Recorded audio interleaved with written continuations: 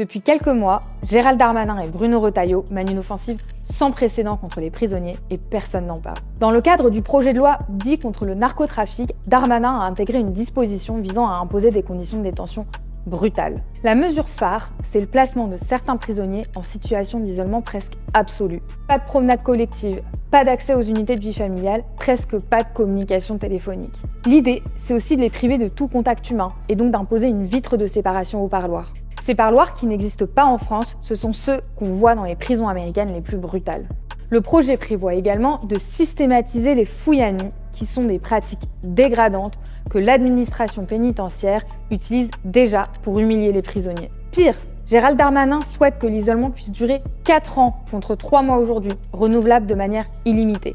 Une sanction ordonnée directement par le garde des Sceaux et qui peut être imposée à des personnes qui ne sont même pas condamnées. Il faut prendre la mesure de la gravité de cette offensive. Du Comité européen contre la torture à la Commission nationale consultative des droits de l'homme, toutes les organisations de défense des droits humains dénoncent des méthodes qui relèvent de la torture blanche. Des personnels de santé parlent même de la raréfaction des sensations, des perceptions et des stimulations et disent que l'isolement prolongé rend complètement fou. Alors que la France est l'un des pays les plus condamnés par la Cour européenne des droits de l'homme pour ses conditions de détention abominables, ce que cherche à faire Darmanin et son gouvernement, c'est ni plus ni moins que rétablir les quartiers de haute sécurité. Ces quartiers de prison ultra répressifs avaient été supprimés en 82 par Badinter.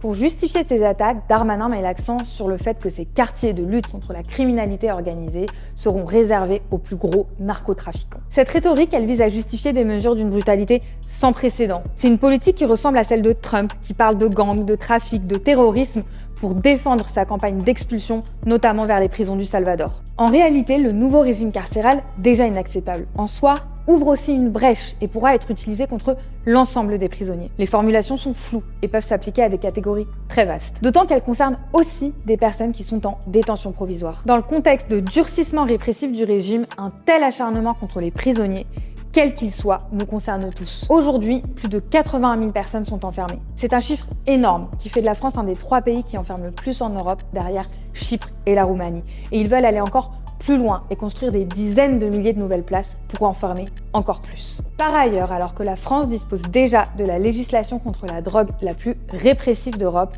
la loi narcotrafic, comme avant elle la guerre contre la drogue aux États-Unis, consacre de nouveaux dispositifs liberticides graves qui finiront, comme toujours, par se généraliser à tous les secteurs de la population. Alors que le PS s'apprête à voter une partie de ce projet de loi, il faut au contraire lutter avec détermination contre la politique carcérale ultra répressive qui va s'attaquer aux droits les plus élémentaires de milliers de prisonniers.